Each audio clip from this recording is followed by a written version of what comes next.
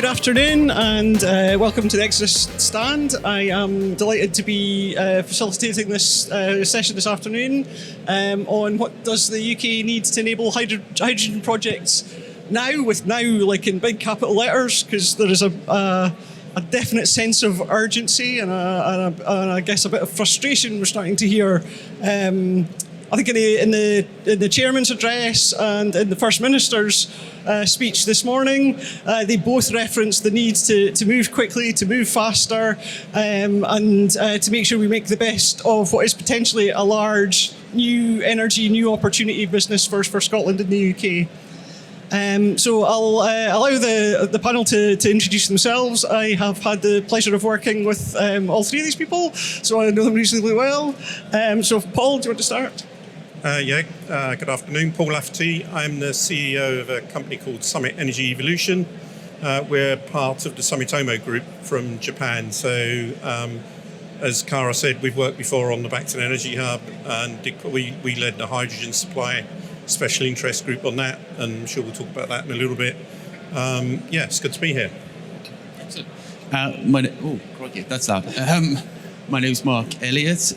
You can probably tell from my dodgy Australian accent I'm not from around these parts, but I work with Cara in the Exodus hydrogen team as a commercial lead in that area, and my role is essentially to help clients realise developments, set policy and strategy for their hydrogen projects, as well as Exodus is now moving into kind of very early phase development and ideation of its own projects, so I lead the commercial aspects of those. So it's good to be here. Thank you.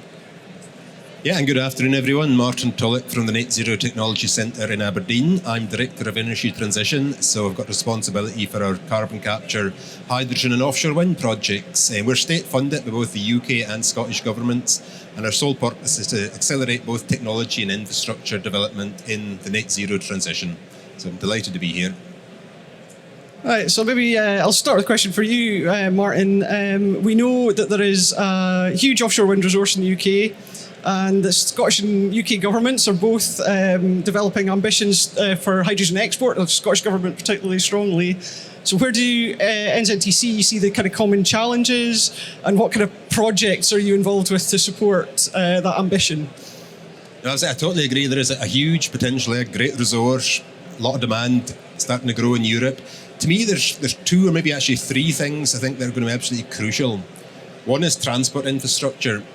So if you look at the scale, especially in the long term, pipelines are the cost-effective way to transport hydrogen up to about 3,000 kilometres. I think that's been well proven. So to make a pipeline work, you need developers to work together, basically. So that's where we, as an independent body, can maybe play a role to facilitate that. So in terms of projects, we've got, I think, two that you know quite well, Cara. We've got the Hydrogen Backbone project, which is, again, the way we operate. We have our government funding, but we very much co-invest with industry. So we've got a really strong consortia there, project developers, and I think crucially the supply chain, companies like Exodus and Wood and Worley and Wood Mackenzie. So we've just completed phase one, which has given us some route options to transport hydrogen from the north of Scotland all the way to Europe where the demand is. And that's proven that the actual tariff for transporting hydrogen in a pipeline could be roughly 50 pence a kilogram, which is much more cost effective than LOHC or ammonia transport from further afield. So the one key thing with that pipeline though is that it only makes sense at, say, 10 gigawatts. So you need a number of people to work together for that. So that's the long-term option. I think in the short term, LOHC or ammonia transport by ship is certainly very attractive. We've got another project in that space that we're developing in partnership with Port of Rotterdam. So that's looking at a supply corridor, again, between Scotland at a smaller scale, between Scotland and demand centres in Rotterdam and further afield. So just two projects from a whole programme that we have. So that's the one challenge. I think very quickly, the second challenge is the cost, especially in the long term. It's going to be a global market. For Scotland in particular to compete, we need to get the cost of offshore wind down, particularly floating wind. So we're investing in technology in that space. But also if you look at the cost of electrolysis, that's the other main part of CapEx. So we've got a number of investments in electrolyzer technology, in desalination technology, in advanced compression technology. And the third point that I touched on is the skills and the supply chain. And that is one that I think, to be quite honest, I don't think we're doing enough in that space. It's not part of our remit yet, but I think as an industry, we need to tackle that together. It was that Tim Pick's speech, his sort of chat at 1 o'clock, and he made the point right at the end that if you look at the skills, you need skills for nuclear, we need skills for shipbuilding, we need skills for hydrogen, for home insulation. So quite a long-winded answer, but I think 2 challenges we're working on, and the skills one we all need to work on together. Yeah, and I think the Backbone project was getting a bit of a shout out by Stuart Mackay of Scottish Government in one of the hydrogen sessions this morning. So a lot of interest in that kind of pipeline export route in the longer term. So I guess those projects, things like the Backbone and others, are good examples of industry collaboration. And Paul, you've led the hydrogen supply SIG for the Bacton Energy Hub last year, which is a project that myself and Dan Patterson, who's over there, led the infrastructure SIG, which was another good example of an industry collaboration to get things going. I don't know if you could give us an update on what's been happening and what's going on now. Yeah, sure. So for those of you that don't know, the Bacton Energy Hub was sponsored, I guess, by the NSTA back nearly 2 years, a year and a half ago now, where they assessed what was going on with all the gas terminals around the UK. Bacton kind of was sitting there on its own as kind of a bit of a lost child, where the Humberside had all its clusters going on, St Fergus had a cluster going on, even the West Coast has got HyNet and the like happening. Nothing seemed to be happening at Bacton, even though it is a major piece of infrastructure. Still 30% of the UK's gas lands at Bacton. So I think there was some concern that Bacton was going to be left behind in the energy transition space. So quite rightly, I think, they kicked off an initiative whereby they invited industry to participate in special interest groups to look at what you could do to repurpose the Bacton terminal. And that took a year. And we finished that at the end of last year. There was a presentation down in Norwich that kind of rolled out a business case that you could put forward for Bacton, and what you could do in the way of both carbon capture and storage, and on the back of that, obviously blue hydrogen production as well. So I think that was a really good piece of innovative collaboration, both from the regulator and within industry as well, because we had, I don't know how many people involved in them special interest groups across the 5 or 6 groups, must have been 30 or 40, that all worked on it and worked on it pro bono, and worked on it with a lot of enthusiasm. And if you're interested, go on the NSTA website and type in Bacton Energy Hub, because all the reports are out there for people to look at. And that was, I think, the government doesn't like to pick winners, and I think that's probably the right thing to do. But what the NSTA did by promoting that definitely was a way of making something happen in the energy transition space that wouldn't have happened otherwise. I guess since then, things haven't quite stopped. We've carried on looking at it, what to do. We've been putting together work programs now this year, to see how we could take Bacton forward. The original concept was basically a core project of 355 megawatts, building out to potentially a gigawatt over time. I think our early assumptions on that probably is leading us down the path where maybe the core project will be a bit bigger, because we do see that there is a demand there. So it's it's an interesting, or it could be an interesting project if we finally get it going, which I'm sure we will. Yeah, it's good to hear it's still going and maybe growing as well. It's always good to hear. So we've talked a little bit about some of these export opportunities between the UK and Europe. Mark, Australia has been very active in signing agreements with Germany, with the Netherlands, which is obviously a long way to be exporting hydrogen. So how important do you see those kind of international partnerships to help accelerate the hydrogen development and supply chains, kind of from the Australian point of view? Yeah, no, I think it's vitally important. I think Australia has somewhere near 70 gigawatts of hydrogen developments in train at the moment. Many more times production capacity than we can service locally, and we are an export economy by nature, but that needs a lot of global collaboration from a policy perspective to bring that production online with demand from those energy import dependent countries.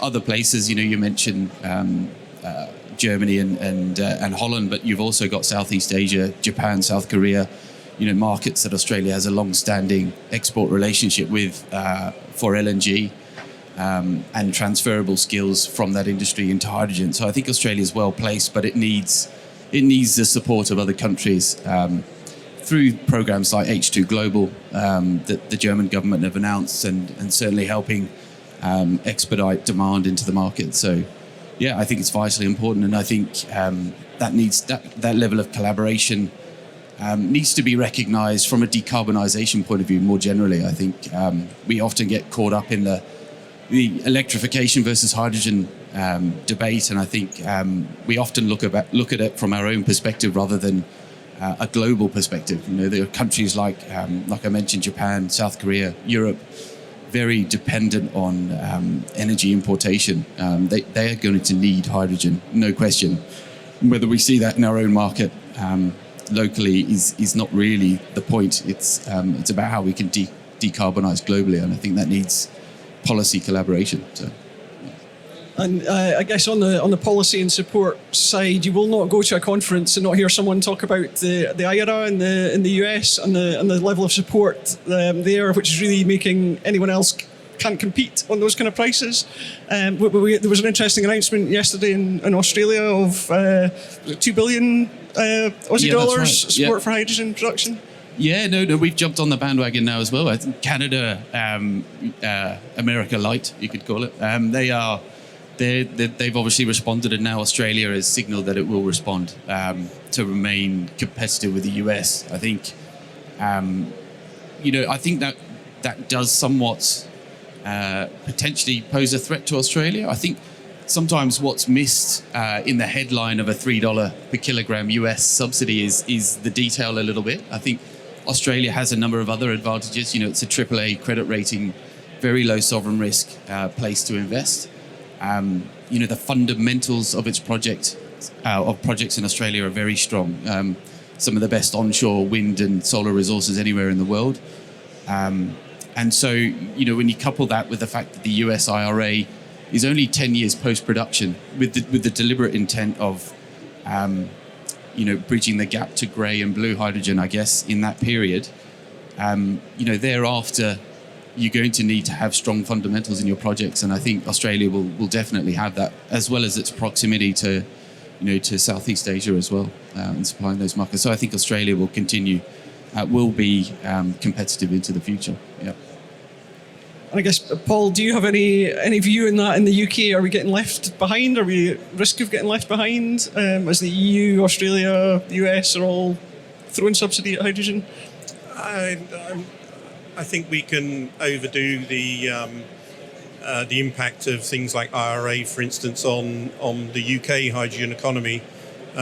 Certainly from Sumitomo's perspective, it's not changed it's not diverting capital that would have been sent to the UK to the US. It may have brought forward Sumitomo's plans for what it wants to do in the US, but still that's not detracting for what we're doing here and in Europe.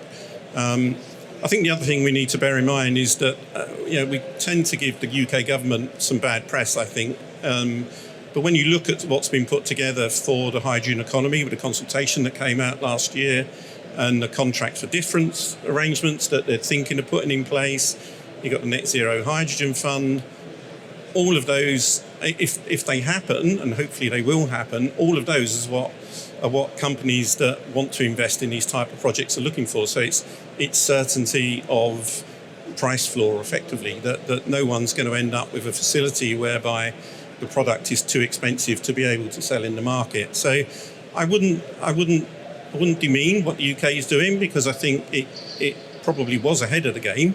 Okay, it's been called up a little bit now. Arguably, the IRA approach is a bit of a sledgehammer to crack a nut, maybe. But I think that, I don't think we should take away from what's actually been done in the UK, as long as the proposals that the government's talking about come to fruition and they carry on doing what they're doing.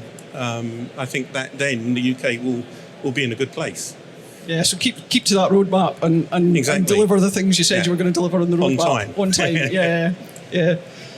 I guess one area that's been getting a bit of airtime recently, and Chris Stark talked about this morning in the opening speeches, was the role that hydrogen needs to play to support the electrical power system. So we need hydrogen storage as a form of energy storage to allow an electrical power system to operate in the UK. And CCC put a report out recently kind of highlighting there's a risk that in 2035 we're not going to be able to decarbonise the power system as much as we want, because we're not on track to produce enough hydrogen. Martin, I guess, what are you seeing or hearing? Do you think there's enough? I still think I hear a little bit of doubt from some places. Or do we really need to go after hydrogen, or how big is it going to be? But I don't know if from what you're hearing, speaking to people, do you think there's a lack of belief there, or is it something else that's stopping it happening? Yeah, well, maybe firstly, that report from the Climate Change Committee was a fantastic report. As an engineer, it basically looks at the electricity demand over the next decade and a half in 1 hour chunks. So a lot of detail. We're really fortunate in the UK to have the Climate Change Committee providing robust and independent data. We use a lot of that in our own strategy. To me, it's a couple of really good things. One, it proves that a 100% low carbon system is possible in the UK, but it's going to be a huge challenge. So it's all based around the UK government's target of decarbonising the electricity system totally by 2035. If you look at the demand for electricity that we need as we move to net zero, it's going to be almost double what it is today in 2050. By 2035, it'll be about 50% more. So we'll need a lot more electricity, number one. I think from memory, the report says about 70% of that can come from wind and solar, maybe 20% from renewables and from nuclear and biomass. But that 10% is where storage and hydrogen or CCUS powered gas generation comes in. So to me, it's really done a really important role by highlighting the real engineering challenge there. I think batteries, flywheels, compressed air can store energy for hours, up to maybe a day or two. If you look at the long periods that you do get, where you've got a high pressure system and maybe a week or more of next to zero wind, we will need either hydrogen or gas power with CCUS. So to me, it's going to be a big challenge. Again, I totally agree with the conclusion in the report that the 10 gigawatt target for 2030 is probably too low. We need to be more ambitious.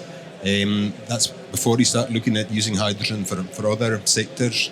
So again, we need to electrify everything we can, number one, and use hydrogen where it's sensible to use it. So I think to me, it's a great wake-up call. I think Chris Stark quite rightly points out that the regulatory regime needs to be streamlined, the planning process, and we need to make these projects investable.